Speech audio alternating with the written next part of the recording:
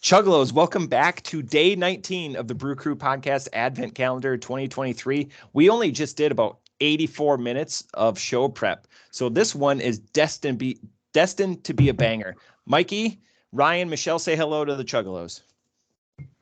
Hello. Excellent. If that doesn't get you guys to tune in, I don't know what's going to. With that much enthusiasm, on today's episode, we're going to be drinking pineapple upside down cake Parfait from High Wire Brewing. And if you go on Untapped, it will say that I've never had High Wire Brewing because we're all detectives and terrible at our game. This is a 6.5% fruit beer. And there's a lot to get to in this beer. So let's go with the crack and then we'll go into story time. Oh, it's primed. You guys ready? Ryan's not ready. Count it down.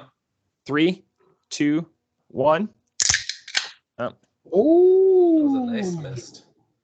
That was a nice crack. That does taste. It smells like. I get a cherry nose. I like this little high wire. I first thought this dude was a Yeti, but he's on a high wire. Get it? The High Wire Brewing Company.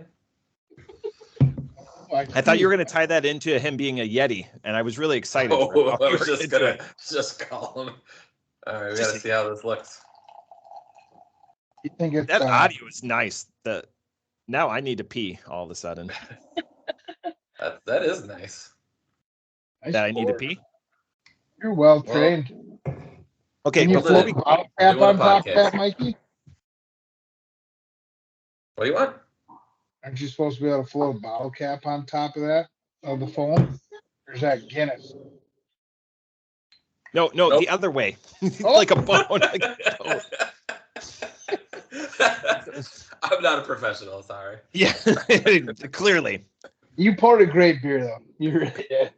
Hey, so we didn't prep this. This is something that I've been stirring about. Ryan knows about this. Mikey, you don't. I need your honest opinion. Oh no, on the spot. I found Ryan's doppelganger. Oh boy. Is this true? Oh, is that the guy, the chef? Yeah. I've seen him on there. Yeah, I don't know. What do you mean you don't know? He's got better hair. He's got better hair than Ryan? Oh, that's the disrespect. Just because I don't have gel in my hair. Michelle, gel it up, I guess. Michelle, this could be a kitchen pass. This guy is identical. If you ever find Jeremy Madden, here, let me try to find another one. He's got nothing to lose and everything. Oh, look at that. Look at that. That's, oh my God. He's given you that look before. That's like when he farts in the hot tub. Oops. I mean, he's. So yeah, he's got that look a lot. You're saying. I mean, if he's a good chef, it must be like. I think he made it 3 or 4 episodes. Anyways, I've sent that to Ryan. I go, it's a spitting image, and I cheered for him the whole way for all 3 episodes he was in. Oh damn! Yeah, I would cheer for OC too. I need to go out on the meat smoking one, the one with that warm. I would. You would win it too. Barbecue Masters. Yeah, put me on there. I'll lose right away, but no way. This beer is crushable. I'm already a quarter of the way down, and I don't even feel like I'm drinking a beer. Yeah. This is pontoon crushable, man. People have been asking about pontoon, and so that's why I forget what episode I went into, like what a pontoon is, and I go, Wisconsin has 14,000 lakes, and there's 8,000 pontoons per lake. So do the math. Matt, when's the last time you were on a pontoon? Don't lie. That was in the water. Mm-hmm. Yes, that's the only way. Because I was on a pontoon last year, but not on the show floor, on in the water. Oh yeah, I don't make pontoon money. Sure. It's been a while. Ryan never wants me to come to Wisconsin, so like I never get invited up for pontoon crushable beers. I think I was on a pontoon 3 years ago. We'll take you for a little trip around the lake. That sounds sexual, and your wife is right there. Slow. And yep. Keep going. And he's got a motorboat. Cooler and some snacks. Snacks. I mean, now you're taking me on a picnic? No, I'm in. He promised snacks. On Let's the go. lake. Picnic on the lake. Do I get to pick the snacks? Sure. Want low carb ones? Want some meat? Yeah. Are you bringing the smoker on the pontoon? Who You know, who keeps slamming the beer down on their table? Please koozie that. People, the audio conditions picks that up. Picks up everything. Oh, that's way too fancy, I guess. Sorry. Chuggalos. Sorry, friends. Chuggalos Phil got lambasted a couple episodes ago. Right. It's koozie. Check it out. I got this monster koozie from the DreamHack convention. Oh, we're matching. We're matching twinsies. Twinsies. This is my 19th unique. I have enough to do it. I can do it just barely with all of my bandanas. You can almost make it the whole month. No, I can almost make it a month, but I can make it. I think I have 26 bandanas. I would have guessed more, to be honest. Yeah. If I circle back to what pontoon crushable is, yeah, you know when you get off the lawnmower on a nice hot day, yep, and you crack that first cold beer and it goes down real smooth. That's kind of like being on the pontoon. Hot day, summer in Wisconsin, and you find these beers that are just perfect, light, refreshing, and you can just crush them for days. That's what a pontoon crushable beer is. Like you drink it on the patio kind of thing too, but what if you drink on the lawnmower? That was my question. Don't you thank you. Yeah, you could do that too. It sounds like something Matt would do. My lawnmower has 2 cup holders. He would mix the work and pleasure. You have to make sure it's a 3/4 beer. No, Ryan, you're right though. You have to make sure it's a 3/4 beer because the agitation. And if you get all that, it's dusty and dry out there. Get some of the little the dust blowing in there. That's not good either. You might be sucking down some grass. Yeah. We'll find Grass, cash, or ass. No one mows for free. Is that an advertisement? Yeah, that's you could pull it off. It's a license plate on the back of my mower. Put it on a t-shirt. I like it. I'm gonna get one of those. If I ever mowed. I just mowed 2 days ago. You have to down here. It's so warm. I would believe it. You are pretty much in Florida. Ohio. I got the same thing. I got the window open, just killing it over here. All right. I want to talk a little bit about Highwire. So we're going to go to the website and let you guys ruminate on this beer. This one's a tough one because we're already almost done. So I already did the age check. The one thing about this place, and look at all those tap rooms. Whoa. I'm not a math teacher. I know Michelle is, but I would say that's about 47 different tap rooms. 427? Gotta be a dozen or so. So anyways, let's find out about their story because they're all over the place. They're actually out of Asheville. So anyways, holy buckets. They're English majors too. Look at that. Just so many words. So many words, yeah. They started in 2013 and they already have all these locations. So it was 11 different locations, a couple in Ohio.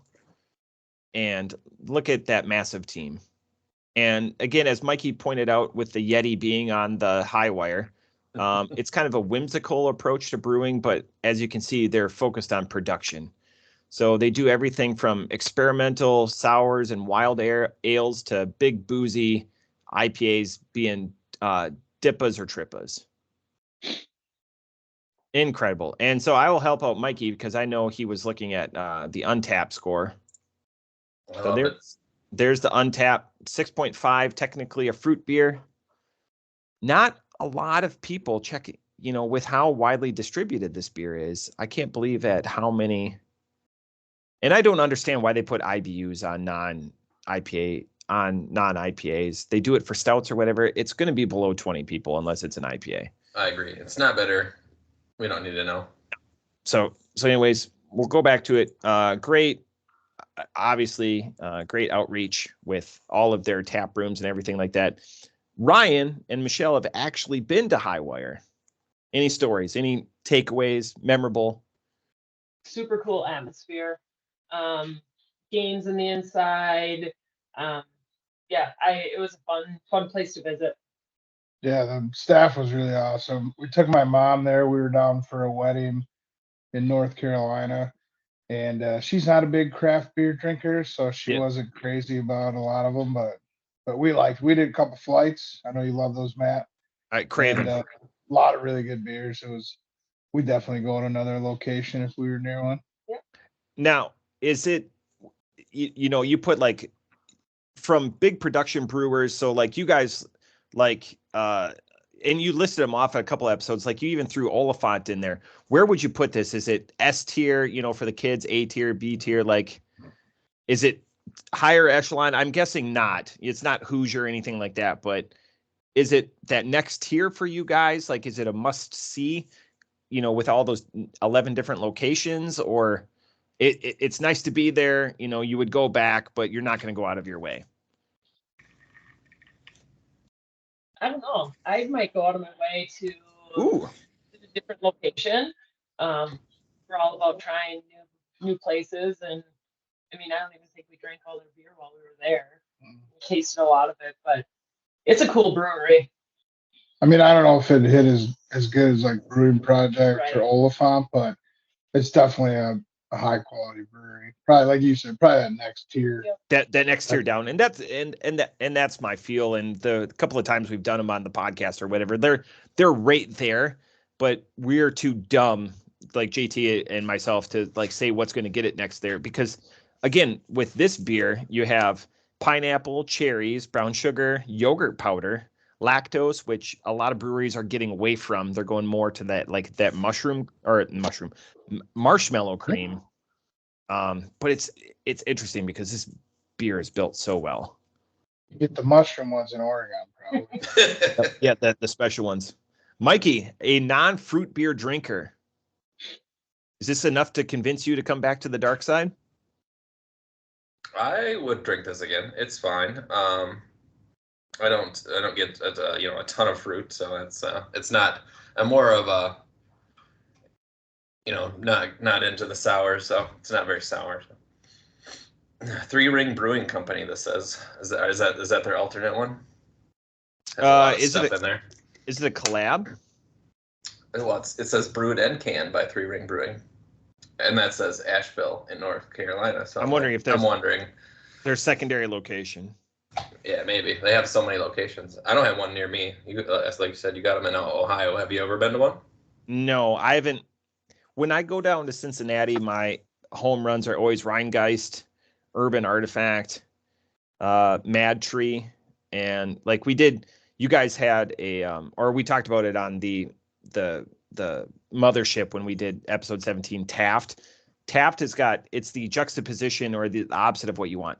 One of the coolest spaces I've ever seen for a brewery, and their beer is just forgettable. It's like Mick Golden Light for every beer. Like they use the same 4 ingredients, and it's like, oh, this one we're gonna put vanilla. This one we're gonna put butterscotch. It's crazy. Crazy. Like you're not fooling anyone. It's like the Leinenkugels around my neck of the woods. All taste the same. That Fireside Nut Brown, like we had a brown ale earlier. That's the best brown ale I've ever had. Remember that from a decade ago? What about the Big Butt Doppelbock? They still make it. They still make it. They still make, the Big Butt. The Nut Brown was pretty good. That Nut Brown was, God, freaking, like Webb, as you guys know, he has that the canoe paddle. So like he has all of your family members probably have it or whatever, but like that, he got that Fireside, and they only made that canoe paddle for 6 months or whatever. So, anywho, My all right. cousin went to school with Ellie Leinenkugel, so they were friends of the family. I figure where we're all from, we're like 1 degree away from a Leinenkugel. It's like the trivia volleyball team that I played with. For all of them worked or were a Leinenkugel. I was the only non that never worked at the brewery or the gift shop or the tour or whatever. Sorry, Stacy. All right, ladies first. Michelle, unimpeded. Your thoughts on this one? I like this beer. I would definitely drink it again. I would say Pontoon Crushable, just light on a nice summer day. I taste the most in the cherry. That's what I get the most of. I'd like a little bit more pineapple actually, but it's delicious. I'm gonna go 3.75. Wow. Chuggo Ryan. Oh, that's me. I gotta echo that. I thought it was gonna be a little fruitier, a little more kick with some of the pineapple and stuff. But on the flip side, it was really light. Like it was light, Very kind of light. sweet, like not, you know, I wouldn't say anything overpowering that really stood out. A little pineapple. I think the cherry more than anything. But it was good. I mean, it was, I think, definitely a crushable beer. I'd drink it again. I don't know if I'd go out of my way to buy like a flat of them, but if you hand me one, I'd definitely knock her down. And I'd probably go the same score, 3.75. Good beer. Yeah. Chuggalo Mikey, thoughts? Awesome. Yeah, I like the cherries and the pineapple as well. A little too light for my taste. If you say you put lactose in it, I kind of want a smoothie, and this is not a smoothie. This is a light smoothie that's missing a lot of body. So I'm gonna go with 3.25. Everyone, we're a sounding board for each other. This beer lacks viscosity. And when you elicit these types of fruit, so technically a fruit beer, not a smoothie sour, this beer would excel if you could actually have the body from the lactose or marshmallow or something like that to like have those flavors resonate on your palate. I want the cherry more than it. You could say that this is a low cal beer, and maybe it is, and maybe that's a sweet spot. The interesting thing, this is a 6.5. If this is pontoon crushable compared to like a Miller Lite or something, like if you were just going to have like day drinkers all day long, sneak this one in there to just give you like a little break to the monotony of, having like your Busch Lights or whatever. And then you can go back to that and you're not going to feel like bloated or anything that you do from like a smoothie sour. And it's not taking like, the teeth out of your head from the sugar. It's just a shame that those flavors don't persist a little bit longer on the palate because they are pleasant and they do resonate for a little bit. You just want them longer. The interesting thing is with the yogurt powder and the lactose, you would think that it's there, that body would be there. But this is, the light beer of, like a dessert beer. It's crazy how thin this beer is. But how many flavors they imparted if that was their design. Off the top rope with all that, I'm going to give it a 3.75. I want more, though. It leaves me clamoring for more. It's such an easy, I'm completely done with it. Like, it goes down really quick. Yeah, they might have forgot the yogurt powder. Try more next time. Try more. You know what I'd love to see make this beer is Brewing Project and they would do it right. Smoothies or as one of their bomb seltzers. Because this could be a really good, like some of their bomb seltzers are almost like too flavorful and like that fruity kick. But like this could be a really good one in like one of those versions. But like you said, it says it's supposed to be a parfait. Like you think of like a yogurt parfait, that you just don't really get that. Yeah, the name is probably the one that gave it down. If this said it was just a light ale and I got that flavor, it would probably have a higher score than a upside down cake parfait, which I did not get. Do you bring up an interesting point? Do you think that there's over flavored like seltzers or beers from Brewing Project? This is going to be like the, Western Wisconsin, but sorry, Stacey, Brewing Project is available down here too. So it's interesting that you bring up that there's maybe over flavored or, just too much going on. Like I like those bomb seltzers, but some of them like hit you. Like they're so like packed with like the fruit and the sour and that kick. It kind of gets you right back here, And it's like they're good, but if they like were just a couple of them, if they were toned down a little bit, I think they'd be easier drinking. But I also wonder someone like if you blended them on a little ice, make a little cocktail out of them, probably pretty good too. Awesome. Well, outside of that, I got nothing going besides. So I got my Christmas present from Mikey on stream. So I got one from Ryan here still. And he said that this was family friendly. Check that nice packaging out. I like it. Did you draw that? I drew all over that thing. Took me at least 10 minutes. I like that. Don't waste fancy wrapping paper on me. All right, so I'm going to open it. Yeah, I got no wrapping Matt, paper. this gift is your designed still there. for you. Well, that's good because you gave it to me. You're a party guy. You like Don't to let it- host It parties. said, "Don't let it melt." I just read that now. Am I fucked? Okay. It's like that. It's like that cheese I sent you across the ocean. That Hey, was, man, that was is this the one you just popped? that is the one I popped. Ryan has that knife too. Where's yours, Yeah, Ryan? It's in the truck. You know. I fucking love this knife. Okay. These are good. All right. This is great, as everyone likes to see. I'll shout to Steve for these sweet knives that he gets us. You don't have this, do you? No, I don't even know what this is. Oh, This is a yeah. game? It's a gambling. It's a Yeah. betting game. We played it up at the cabin. We played that. I was like, we must not played it when Matt was there, huh? Why don't you guys invite me to this cabin that you guys talk about I'd like to Next year we'll play. next year? I'd like to I come. know the owner, so I'll put in a good word for you. I'm kind of an idiot. I know it says 3 years old. Like, so I can figure it out? super easy. We played, so when we were down in Sheboygan for our family reunion. Thank you. Ryan's cousin packed this in his luggage from Atlanta to show us how to play. It's literally rolling dice and moving forward. It's all about odds of how you're gonna roll a 7 or a 12 or a 2, and if you move it, and whoever has the cards shares the pot at the end. Super cool. It's like progressive betting as it goes. So do you recommend like bringing like a bowl full of change or something? Ones or change, yeah, that kind of Ones. Jesus. Well, in Sheboygan, his cousin brought ones along, and we took all of them. Like, we were like, no, we'll just give you it back up at the end. One fair and square, but we just have a bag of quarters we keep in the box and just play for fun. But it would be fun to play for actual keeps. How do you guys do laundry if you just have a bag of quarters? Like, that's so then I have to use my. Well, that's sad, and now I can't do laundry. No, seriously, thank you for the game. You can bust that out at one of your flings. I think There we you'll go. get some takers on it. Well, and your girls will love it too. Our kids love it. I love to play games with them because Hannah, if she knows she's losing, she just gets up and leaves. Like Candyland. If you make that third turn, she's gone. And she already knows the popsicle is gone.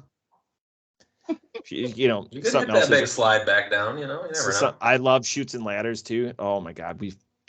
Hours and hours and hours. Like their game. Well, thank you. That's awesome. Because this isn't something you see. This is not, I don't know what Vahome is. It sounds like a communist company, but I'm glad we're supporting the war effort. I don't know if it's made in America, but Dongguan Huan Craft Factory. Oh, it's a craft. Yeah. I heard it's made out of real oak. Real oak. Yeah. Laced with mercury. Yeah. Well, there goes my health. Wash your hands afterwards. But wow. Well, thank you. Merry Christmas, you filthy animal. Yeah. I could tell Mikey where the Christmas brick is because I left it at his house, but we can do that. Son of a bee. I thought about that. Oh yeah, no. I planned that months ago. I was like, because I thought I was gonna get it with your Christmas card, and I was like, I bet you it's here somewhere. So I fucked up. I put the riddle on the Christmas card, and Stacy sent the wrong Christmas card. Oh. Anyways, that's it. Ooh, that's fun. That's it. We're gonna keep going at it here, but that's it for day 19 of the Brew Crew Podcast Advent Calendar. Folks, say goodbye because we got a couple more days as long as you guys are available. Otherwise, I'm headed to God's Land, also known as Wisconsin. But while you're saying goodbye, I'll obviously, I'm getting a little hot. So you guys keep saying goodbye. Oh boy, here we go. Well, if I ever see a high wire brewing thing ever again, I'll definitely stop by.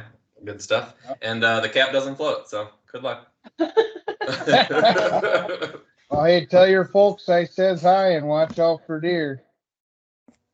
Yeah. He didn't want to wear that the whole time. He would have got squashed. Yeah. Hopefully you guys were saying good things about me. There it is. Oh, only good things. Only good things. Now it's your turn. I thought we were coordinating t-shirts, guys. I thought that was the one thing that we talked about. No. But that's it. It cost me like a 12-pack of Mountain Dew and some donuts. That story worth the trade. That story is phenomenal. That's the last gift that you sent wrap to my house because I think we exchange otherwise. This was just like a movie that we wanted to go to. I'm excited to play it. So you guys have played it at the cabin. I can't wait to take Johnny's money. Yeah. Yeah. It's gonna be great. We did. We took it. I'm gonna make sure his horse is extra salty. But that's it. Day 19. Did you guys say goodbye? I'm gonna just make sure it's Did not you say focused. goodbye? I'm just gonna make sure it's completely unfocused for my goodbye. But that's it. Or put it on your shirt. Tune in fan. tomorrow for another yet underperforming episode. Bye-bye. It'll be great. Bye. Yeah.